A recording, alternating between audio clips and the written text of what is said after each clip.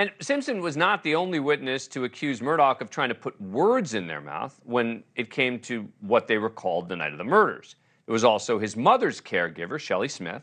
Remember, a huge part of his alibi is that he went to visit his mother the night of the murders and came back to find his wife and son gunned down. How long did he stay there? Just the last minute. I forgot. 20 minutes, about 20 minutes. What was he telling you about that he was at the house the night of the murder? That he'd been there 30 to 40 minutes.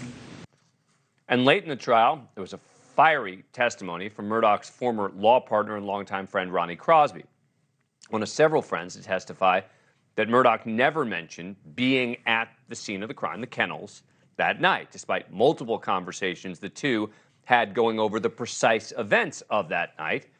The defense claimed it was Crosby who had a motive to lie.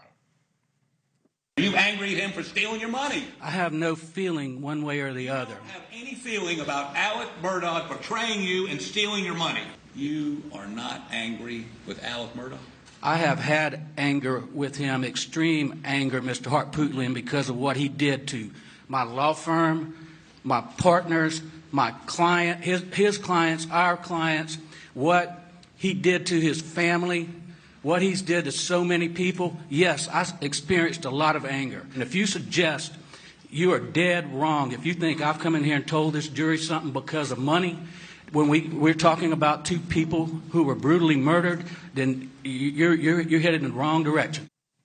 Joining me now is Pete Strom. His firm represents witnesses in the case and knows the judge very well. He's been in and out of the courtroom throughout the trial. Thanks for joining us. Appreciate it. So this case really did divide, did it not, the friends and family of Alex Murdaugh?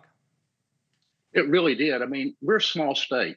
We know Alec, we know Dick Hart-Pootlian, Jim Griffin, John Meadows, Judge Newman. I mean, we're together a lot. We've gone to conferences for 30 years together. Our kids know each other. So this has been very difficult for the legal community.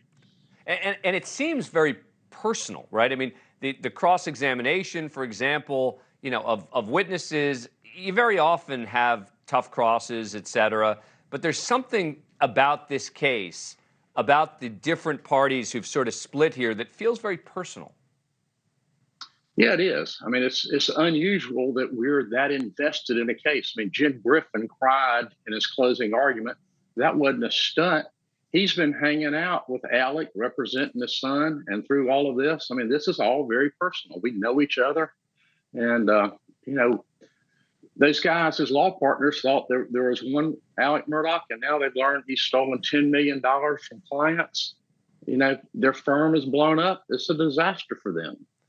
Let me play another piece of sound. This is number 10. This is, again, witness Ronnie Crosby, longtime law partner, friend of Alex's, talking about the shifting kennel story about where he was on the night of the murders.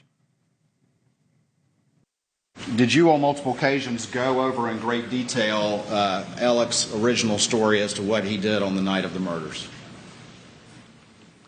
On more than one occasion, we discussed his story, as I testified to, I don't know how many weeks ago that was, but it was a while. When was the first time you've heard the defendant's latest story admitting that he was, in fact, at the kennels minutes before the victims were killed? It would have been when he told you that he was at the kennels was the first time that I'd ever heard that. A lot of witnesses, particularly former law partners, testifying in this case against Alex Murdaugh, but you know, they don't seem angry. They seem kind of despondent as they're testifying against him. Well, you realize Alex's brother's still in that firm. They're still good friends with this whole crowd.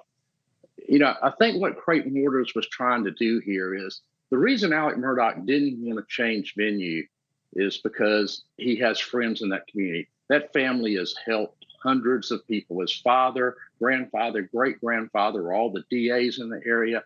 They've done a lot of people a lot of good. They sponsored every baseball team there is around there. And I'm sure that Alex Murdaugh thought there are 2 or 3 people on this jury that will side with him if the thing is close.